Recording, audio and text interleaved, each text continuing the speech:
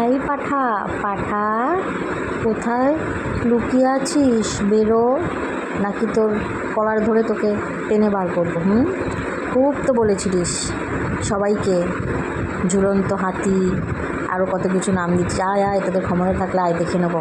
তো সবাই তো গেছিলো তোর কলগেট বার করার জন্য, তুই কোথায় পালিয়েছিস? হ্যাঁ, সবাইকে ডেকে নিজেই ভয় পালিয়ে গেছিস? তোর লজ্জা লাগে না রে? ছি, লজ্জা লাগে না? চোর একটা, চোর।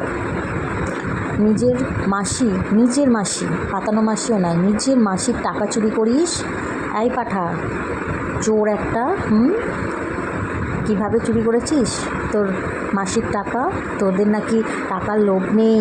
তোর মা তো বলে আমাদের কোনো কিছুর লোভ নেই, চারানা পয়সা কারণ মারি না। তা তুই যে তোর মাসির টাকা চুরি করিস, তোর মা জানে, অবশ্যই জানে। কারণ কি, তোর তো সব কিছুতেই তোর মা সাথ দেয়, তাই না? তুই 2, 4, 10, 6 বিয়ে করবি, তোর মা প্রতিটা বউকেই ঘরে তুলে নেয়। হ্যাঁ, আবার টাকা চুরি করিস, এটা আবার তোর মাকে জানাবি না? এটা কোনো দিন হয়? সব প্ল্যানিং তো মা আর ছেলে দুটোই মিলে বসে বসে করিস।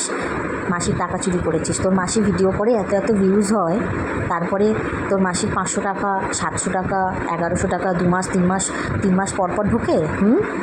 এত এত বড় চোর রে তুই। তোর এত বড় চ্যানেল, তোর এত এত টাকা ঢোকে, তাতেও তোর পোষায় না। মাসির একটা ছোট্ট চ্যানেল, সেখান থেকে কটা টাকা ঢোকে, সেটাও চুরি করিস। চোর একটা, চোর। এখন পালিয়েছে, মুখ লুকিয়ে পালিয়েছে একদম। গরম রড না, মানে রডটাকে না একদম আগুনের মধ্যে পুড়িয়ে একদম লাল করতে হবে, গরম রড তোর পিছনে দিয়ে দিতে হবে, জানিস? ছোট লোক, হ্যাঁ, ঘরের বউটাকে অত্যাচার করে করে করে করে মারছিস, আর এখন পালিয়েছিস। ঠিক হয়েছে, তোর আরও বড় শাস্তি চাই। ঠিক হয়েছে একদম। এতদিন তো মেন্টালিভাবে টর্চার করতিস, যখন তোর বউ বাপের বাড়িতে থাকতো, অন্য একটা রক্ষিতাকে নিয়ে এসেছিস। তোর মা, তুই আর তোর রক্ষিতা, এই 3 জনে মিলে, হ্যাঁ, মেয়েটাকে মেন্টালি টর্চার করতিস। আর এখন যখন মেয়েটা গেল বাড়িতে, কত নাটক, ভালো রাখবো, ভালো খাওয়াবো, ভালো পড়াবো, ভালো করে সংসার করবো, আর তলে তলে তলে তলে মেয়েটার উপরে অত্যাচার, সব রূপ বেরিয়ে গেছে, সব রূপ। সেদিনকে যদি তোর বউ লাইভে না বসতো, তাহলে না কেউ কিছু জানতেই পারতো না। আর তোর বউ বললেও তুই ডিনাই খেতিস। হতেই পারে না, আমরা এরকম করতেই পারি না। ও তো পাগল, ও তো মেন্টালি প্রবলেম আছে, নার্ভের পেশেন্ট। ও উল্টোপাল্টা বলছে, বিশ্বাসই করাতিস না কাউকে, সবাইকে মিথ্যা কথাই বলতিস তুই। হ্যাঁ, ছোটো লোক। ভাগ্যিস সেদিনকে লাইভ অন করে রেখেছিলো, এই জন্য তোর মায়ের কুকীর্তি সমস্ত কিছু বেরিয়েছে, কী ভাষায় রিমির সাথে কথা বলে, সমস্ত কিছু বেরিয়ে এসেছে। চোর একটা, নিজের মাসির টাকা চুরি করে। পাঠা, বেরিয়ে আয়, কোথায় গেলি মুখ লুকিয়ে? হ্যাঁ, কালকে তো লাইভে খুব বড় বড় জ্ঞান দিচ্ছিলিস, আমি চোর নই যে পালিয়ে যাব, আমি বাড়ি ছেড়ে চলে যাব, সেটা সবাইকে জানিয়ে যাব। কোথায় জানিয়েছিস রে তুই? কোথায় জানিয়েছিস? লুকিয়ে লুকিয়ে তো মুখ লুকিয়ে পালিয়ে গেছিস। আর পারবি না রিমিকে বার করতে, আর পারবি না, বুঝেছিস? আর পারবি না। সবসময় ও চলে যায় বলে অনেক ছোটো বড়ো কথা বলেছিস। এর আগেও দুবারও চলে গেছিলো, সেখানে তোদেরই দোষ ছিল, কিন্তু তোরা সেটা স্বীকার করিস না, শুধু মেয়েটাকেই দোষ দিয়ে গেছিস। শাস্তি চাই আজকের জায়গায় দাঁড়িয়ে। তোর যা পরিস্থিতি, এটা হচ্ছে তোর কর্মের ফল। তুই যে পাপ করেছিস, তুই যে কর্ম করেছিস, একটা ঘরে লিগাল বউ থাকার মানে হচ্ছে যে সে তার বাপের বাড়িতে ছিল ঠিকই, কিন্তু তখনও পর্যন্ত সে তোর লিগাল বউই ছিল।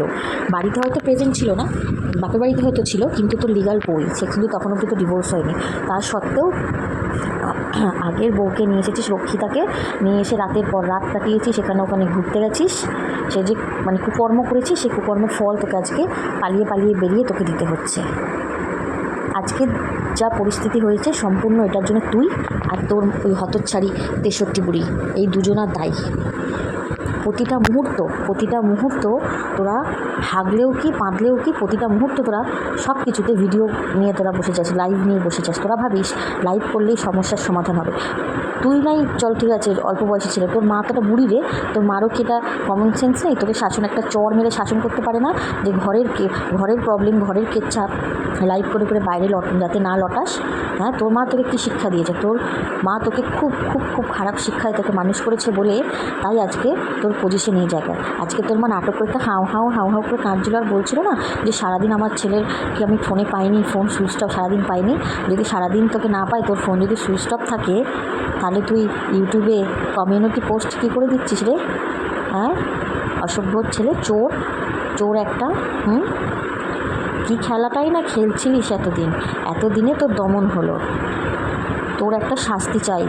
নারী নির্যাতন করার উপরে উপরে এসে বলা যে আমরা খুব ভালো, আমরা কারোর ক্ষতি করি না, কারোর ক্ষতি চাই না, বলিস না? বলিস না এরকম?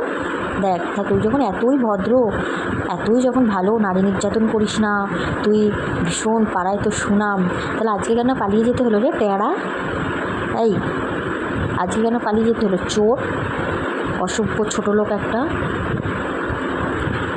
এখনও সময় আছে, সমস্ত কিছু চেঞ্জ করে ভালো পথে এসে বউকে নিয়ে ভালোভাবে সংসার কর, নাহলে তোর লাইফ শেষ, তোর লাইফ ইতিগজ, বুঝেছিস? ইতিগজ।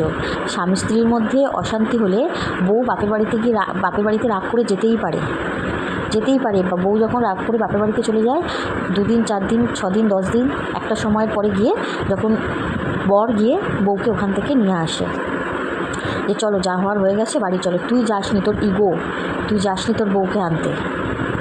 সে তার বাপের বাড়িতে রাগ করে বসেছিল, তুই যাসনি। তুই না গিয়ে তুই রক্ষিতাকে নিয়ে এসে রাতের পর রাত ফুর্তি করেছিস। আর সেসব ভিডিওগুলো তুই পোস্ট করেছিস, এত ক্লোজলি এসে ভিডিও পোস্ট করেছিস, ক্যামেরার পিছনে রাতের পর রাত কাটিয়েছিস। সেসব কুকর্ম আর সেই সময়ের রিমির চোখের জলের দাম তোকে এখন দিতে হচ্ছে। সত্যি উপরে ভগবান আছে, যদি না থাকতো তাহলে আজকের এই বিচারটা হতো না। আর তোর মা সবসময় বলে না যে ভগবানের উপর ছেড়ে দিয়েছি, ভগবানকে আমি একটা কথাই বলি যেন আমাদের ভালো রাখে, আমরা যেন ভালো থাকতে পারি। তোরা কোনো দিন ভালো থাকতে পারবি না, কারণ তোদের নেচারটা যতদিন এরকম থাকবে কোনো দিন পারবি না। একটার পর একটা বিয়ে করেছিস, পরকীয়া করেছিস, সেটাকে প্রমোট করেছিস, একটা মেয়েকে দিনের পর দিন কষ্ট দিয়েছিস, অত্যাচার করেছিস, সব কর্মের ফল আজকে তুই ভোগ করছিস। সত্যি উপরে ভগবান আছে বলে আজকে রিমি বিচার পাচ্ছে।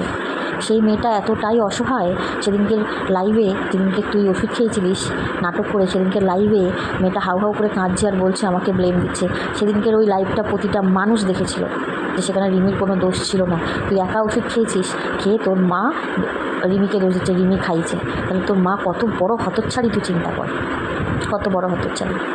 তোদের ফ্যামিলিটা হচ্ছে পুরো নাটক বা ছোটো লোক। তোদের পাড়ায় রাখে, পাড়ার যে প্রতিবেশী আরও যে লোকজন আছে, তোদেরকে কী করে পাড়ার মধ্যে পাড়া ছাড়া করছে না রে? তোদেরকে কী করে পাড়ার মধ্যে রেখেছে? আর তোদেরও লজ্জা নেই? তোদের মানে নাক কান কি সব কাটা রে, নির্লজ্জ। তোদের লজ্জা নেই? পাড়ায় বেরোতে তোদের লজ্জা লাগে না? একবার এই বউকে নিয়ে বেরাস, 2 মাস পর আবার আরেকটা বউকে নিয়ে বেরাস, আবার 2-3 মাস পর আরেকটা বউকে নিয়ে বেরাস, এরকম যে করে বেড়াচ্ছিস আজকে 2-3 বছর। লজ্জা লাগে না পাড়ায় মুখ দেখাতে? তোমার খাল খিচে নেবো, তুমি একবার আসো। তোমার খাল খিচে নেওয়ার জন্য সবাই রেডি। একবার খালি কালনাতে পা রাখো, তোমার খাল একদম খিচে কলগেট বার করে দেবে জানো। নাটকা হাতি, অসভ্য, চরিত্র খারাপ, চোর একটা।